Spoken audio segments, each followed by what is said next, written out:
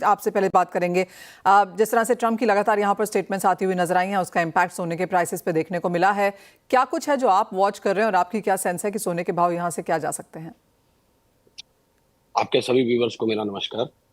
मैंने देखिए पिछली बार भी आपसे यही कहा था कि ये ट्रम्प का जो टैरिफ वार है ये करंट सिनेरियो में भी खत्म होने वाला नहीं है।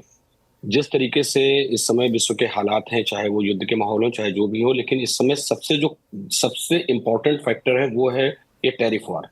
टैरिफ वार को लेकर के जो ये अनिश्चितताएं चल रही हैं, और देखिए 99,000 के रेट पर जब मार्केट स्टैंड कर रहा था, उस समय भी मैंने बोला था कि ये रेट यहाँ से बढ़ जाएंगे।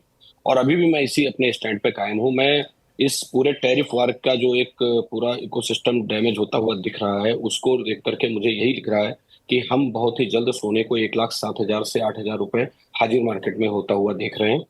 हम इससे नीचे की तरफ नहीं जा रहे हैं। और ये अभी टैरिफ वार थमने वाला नहीं है, क्योंकि इसके अंदर कई और देश भी इन्वॉल्व हो रहे हैं और कई और देशों का इसको समर्थन भी मिल रहा है। और कोई कोई हमारी तरफ से समर्थन दे रहा है, कोई उनकी तरफ से समर्थन दे रहा है, लेकिन इसका इम्पैक्ट कहीं ना कहीं हमारे जो प्रेशर आ रहा है वो पूरा का पूरा गोल्ड पे आ रहा है।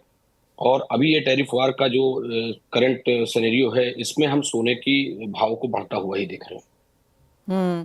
दीपक जी, आपकी भी यही सेंस है कि तेजी यहाँ से बरकरार रहेगी? 1,08,000 अनुराग जी कह रहे हैं, आपका क्या लेवल है? नमस्कार मनीषा जी। मनीषा जी, जो करंट कंडीशंस बनी हुई है, ये एक तरीके से ये इकोनॉमिक डिक्टेटरशिप है मिस्टर ट्रम्प की। और इसका खामियाजा जो है वो थ्रू आउट वर्ल्ड महसूस किया जा रहा है।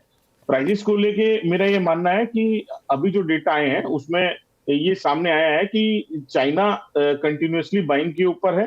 और जो अभी एक्सचेंज, चाइना एक्सचेंज में जो गोल्ड है उसके फ्यूचर कॉन्ट्रैक्ट भी जो है वो डिलीवरी के अगेंस्ट में प्लेस किए गए हैं। डिलीवरी ली गई है अगेंस्ट द फ्यूचर कॉन्ट्रैक्ट, और वो भी बहुत अच्छी क्वांटिटी में, नियर अबाउट 36 टन।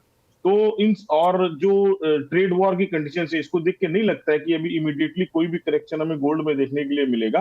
और अब प्राइजेस को लेके अगर हम प्रेडिक्शन करते हैं तो मेरा ये मानना है कि 3500 तक एक ये करेक्शन फेज है गोल्ड में। 3500 अगर ये क्रॉस करता है तो उसके बाद हमें बहुत जल्द 37-3800 के भाव देखने के लिए मिलेंगे कॉमेक्स में, जो रिजल्ट करेंगे इन इंडियन एमसीएक्स मार्केट में। आप मान के चलिए 6 से 7 हजार रुपए की और तेजी जो है हम एक्सपेक्ट कर सकते हैं। तो 1,07,000, 1,08,000 तक के लेवल यहाँ पर देखने को मिल सकते हैं। 1,01,000 के लेवल्स तो आपकी स्क्रीन पे ऑलरेडी यहाँ पर हैं ही। अनुराग जी, ऑफकोर्स अंतर्राष्ट्रीय बाजारों में Indian gem and jewellery export को लेकर तो काफ़ी चिंताएं हैं, बिकॉज यूएस हमारा सबसे बड़ा मार्केट है यहाँ पर। लेकिन भारतीय बाजारों में अब यहाँ पर फेस्टिवल सीजन की शुरुआत है। आपको लगता है कि सेगमेंट चाहे एक्सपोर्ट में थोड़ी सी यहाँ पर मार खाए, लेकिन इंडियन मार्केट्स में थोड़ा सा बेहतर बैलेंस बनता हुआ नजर आएगा? देखिए, अब वो परिस्थितियां चेंज हो गई मनीषा जी। कभी हम डिपेंड हुआ करते थे सिर्फ किसी पर्टिकुलर एक देश पे या एक मार्केट पे। आज ऐसा नहीं है। आज भारत की जो ज्वेलरी है, वो जेम ज्वेलरी सेक्टर हमारा केवल अमेरिका में ही काम नहीं कर रहा है। US, Canada, Russia, gulf countries और जाने कितने कितने देशों में, जहां पर, और आपने देखा है कि जब हमारे प्रधानमंत्री जी कई देशों की यात्राओं पे जाते हैं तो छोटे से छोटे देशों में भी एक बहुत बड़ी कम्युनिटी जो हमारे इंडियंस की है वो भी वहां पर रहती है। इन सब चीजों को भी देखते हुए, और वहां पर वो धीरे धीरे हमारे ट्रेडिशन और हमारे ज्वेलरी भी काफी पॉपुलर हो रहे हैं उन देशों में भी। तो अब हम केवल यूएस पे डिपेंड नहीं है। अगर आप हमारे एक्सपोर्ट की बात करेंगे तो आपको उसमें बहुत ज्यादा गिरावट नहीं होती हुई नजर आएगी। हमारे डोमेस्टिक मार्केट में थोड़ा सा, क्योंकि हमारे यहाँ सब चीजें डिपेंड करती हैं, त्योहार का सीजन, हमारे फेस्टिवल सीजन अलग होते हैं, बीच में हमारे यहाँ कुछ दिन ऐसे आते हैं जब हमारे यहाँ शादी विवाह नहीं किए जाते। इस वजह से थोड़ा मार्केट का फर्क आता है। हाँ, करंट टाइम में कहीं ना कहीं आम जो कंज्यूमर है उसको थोड़ा फर्क इसलिए महसूस हो रहा है क्योंकि सोने के भाव काफी तेज हो गए हैं। और कहीं ना कहीं मैंने आपसे एक बात पिछली बार भी कही थी कि जो बड़े बैंक्स हैं, जो बड़े सेंट्रल बैंक्स हैं, वो अपनी बाइंग कंटिन्यू कर रहे हैं। तो उनके कंटिन्यू करने की का एक बहुत बड़ा प्रेशर अभी चाइना ने भी, जैसे आपने बोला, दीपक जी ने बोला कि वो फिजिकल, उन्होंने जो फ्यूचर में अपने हमारे सौदे कर रखे थे उसको वो फिजिकल में कन्वर्ट कर रहे हैं। इन सब जी। चीजों का प्रेशर हमारे गोल्ड सेक्टर पे आ रहा है। वो प्रेशर कहीं ना कहीं आम कंज्यूमर की जेब पे पड़ रहा है।